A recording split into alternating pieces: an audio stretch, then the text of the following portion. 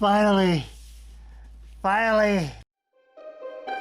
Nerd reactor, roll out. I was looking at the FedEx update, like almost 24/7, checking the status on this thing, and I was getting scared because they kept delaying it. It was supposed to come out Saturday night. They delayed it again to Sunday night, and they delayed it again, and then I received it Monday night, and finally I'm able to get this. It was being shipped from Arizona, and it came to the Los Angeles area, and it's right here. This is the PlayStation 5, which I pre-ordered at the Target store, and it was like instantly sold out everywhere. And I know a lot of people have had issues trying to get this, but it's available, it's out there, and there are even people that waited at the store and they were able to get their hands on the PlayStation 5. And there's even a story where they were able to get the PlayStation 5, which they ordered the no disc version, and they got the disc version instead, so they saved $100. I wish I was those guys. But this is it. This thing is heavy. This thing is huge. Like, oh my god, there's definitely some weight to this. And if I drop it, I don't know if you can hear the sound.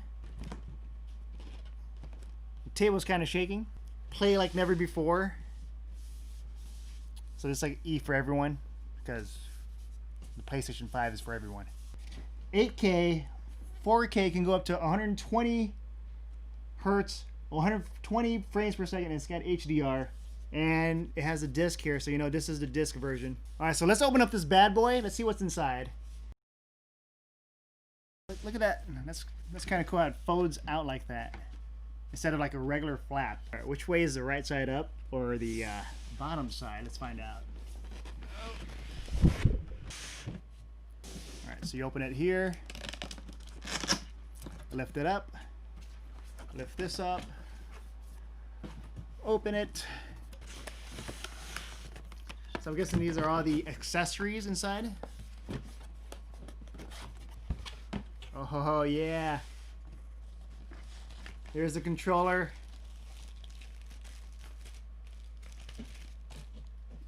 This is it. This is the... Oh, I love the feel. I love the grip is more curved than previously, and it rests easily on my grip right now. Yeah, I'm liking this. I'm liking this more than the previous DualShock, the DualShock 4, because those are more of a circular type grip. And then I know that people are looking at, like, if you look close on the back side, you'll see like little tiny zeros and crosses and X's, whatever you want to call it. You can kind of see it. And then yeah, you can also see the input right there, USB-C right here. New what is it? New car smell, new leather interior, but plastic. Power plug, instructions. Oh, here's the HDMI cables. And this is the circular base for your PS5 to stand on. The belly of the beast, it's still inside. This is the PS5. Oh, yeah. Gently. Gently. Alright, we're good. Ooh, it's looking sexy. Woo!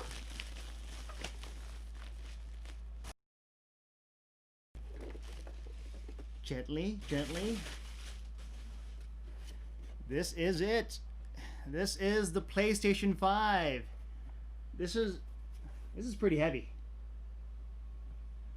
Like, imagine trying to carry this around if you want to like bring it to your friend's place. It's the top part, it's the black part where it's gonna get, your fingerprints are definitely gonna show if I touch it.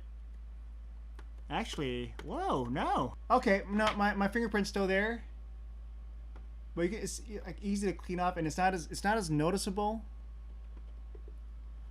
Like, just I want to put like all my fingers on it, and it doesn't look that bad. It's not as bad. All right, so this is it. The front side, of course, you get the disc right here, and the USB input. The USB input's right here, and also the USB-C inputs right here. And it's the back side. So it's like blue, so you know it's like USB 3.0. You got the plug here, you got the HDMI, you have the LAN, and you have the two USBs right here. Actually, let's install the vertical base. For vertical position, make sure the hook is in the position as illustrated below before attaching. Place the console with the rear side facing up and then remove the screw. Alright, so rear side facing up. And the screw hole cap is at the bottom, which you can just pull out with your fingernails like so. And so the screws inside this base, which you have to unscrew out. And once the PlayStation console's, the back side is up, this hook part, you just hook it on the back like so. And you can screw it in with a coin or a flathead screwdriver. Right now I'm just using my fingernails, which isn't a smart idea. And voila! It's now standing on itself. Let's plug it in. The PlayStation 5 is now plugged in. Let's just push the power button and see what happens. And voila! It's on. But yeah, this is it. The light is on. You can see it powered up on the sides. This looks like a spaceship. This is cool. But I don't know. I like it. It's sleek. I'm not hearing any fans yet. But let's test it out. Let's put in the game. Let's see if we can hear the fan. Oh, there it is. So what I forgot to find out in one of the boxes, the USB cable, which was hidden in this little smaller compartment. So yes, it does come with the USB-C cable. And that's what you use to connect the PS5 controller. Alright. Wow, I can already feel the heat from this. It's turned. That air's pushing out. It's cool, my TV's already saying PlayStation 5 on the input. Oh my god. It looks so beautiful. Alright, so now it wants me to turn on the PlayStation 5 controller by pushing the PlayStation button. We'll do that. Alright, so now let's test this with a disc. See how the PlayStation is. If it's hot, it's still, I feel it being warm. Of course, I'm behind it, so it makes sense. And I got the Spider-Man Miles Morales game. Alright, so this disc, the disc is at the bottom of the PlayStation. So that means the bottom. You want the bottom of the disc to face the bottom too, which is that way.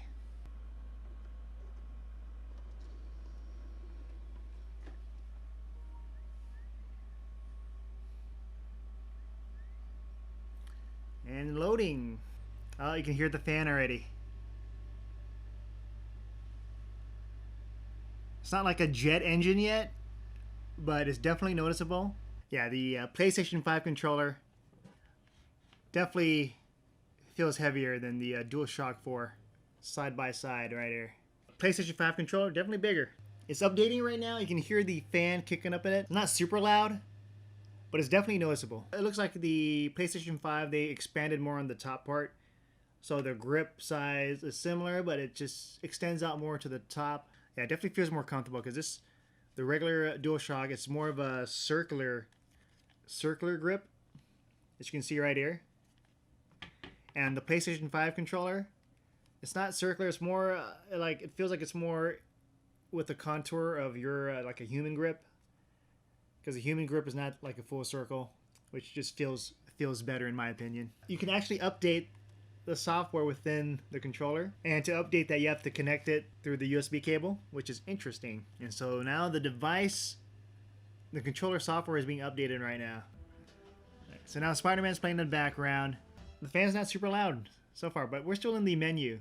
Oh, while I'm playing Spider-Man Miles Morales, it's pretty cool to have the different features. They have performance mode, and they have fidelity mode. And fidelity mode is 30 frames per second, but it has cool features like ray tracing, enhanced lighting, So fidelity mode, that's 30 frames per second, but it's based on the with ray tracing. It's got enhanced lighting and other special effects, and it's 4K.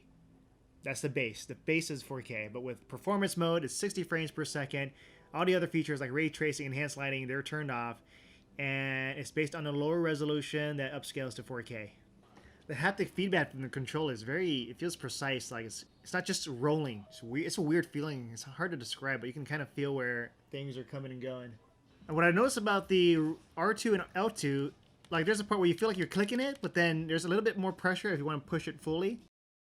But if you're already pushing it hard, then it's already going to go at the full pressure. But if you put it lightly, and you can actually push it a little more, you feel the resistance. And for this game, Spider-Man, like when you're shooting the webs, you can actually hear the web thwip from the controller. So you hear it from the actual game and from the controller. So the game's playing, it's not as loud. Like it's kind of quiet. Like I know it's on, but it's not super annoying. Very warm on the back. Like this is great for Christmas time.